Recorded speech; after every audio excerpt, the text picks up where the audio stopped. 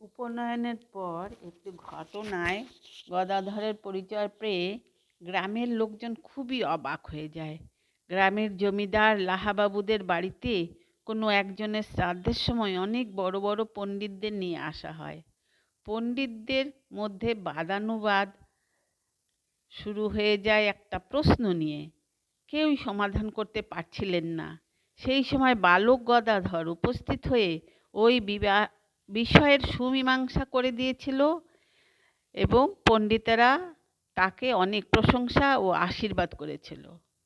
গদাধর গৃহদেবতা রঘুবীর, রামেশ্বর, শিব এবং শীতলামাকে রোজ পুজো করত।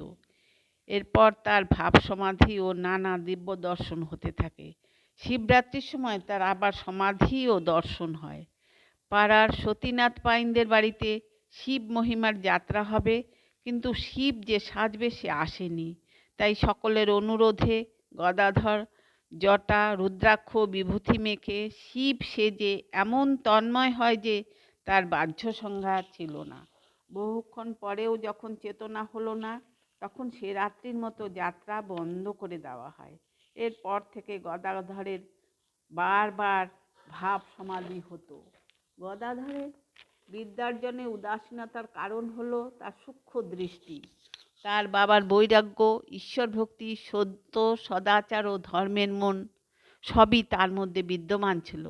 কারণ অসাধারণ প্রতিভা, মেধা ও মানসিক সংস্কার নিয়ে তার জন্ম হয়েছিল। এখন থেকে নিয়মিত পাঠশালায় যেত এবং বাংলা লিখতে ও পড়তে বেশ পটু হয়েছিল। রামায়ণ, মহাভারত ধর্মগ্রন্থগুলি ভক্তির সঙ্গে পাঠ করত যে লোকে শুনে মুগ্ধ হতো। রামকুমারের স্ত্রী মারা যায় হঠাৎ করে।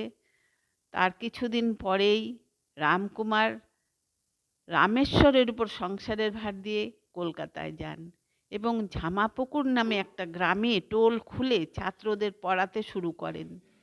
কলকাতায় বেশি সময় থাকলেও রামকুমার বৎসরে একবার কিছুদিনের জন্য কামারপুকুরে এসে মা এবং ভাইয়েদের দেখাশোনা করে যেতেন।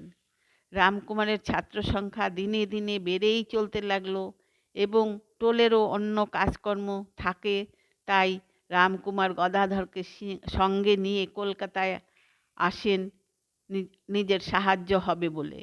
তখন গদাধরের বয়স মাত্র 17 বছর। গদাধর এখানে 3 বছর থাকেন।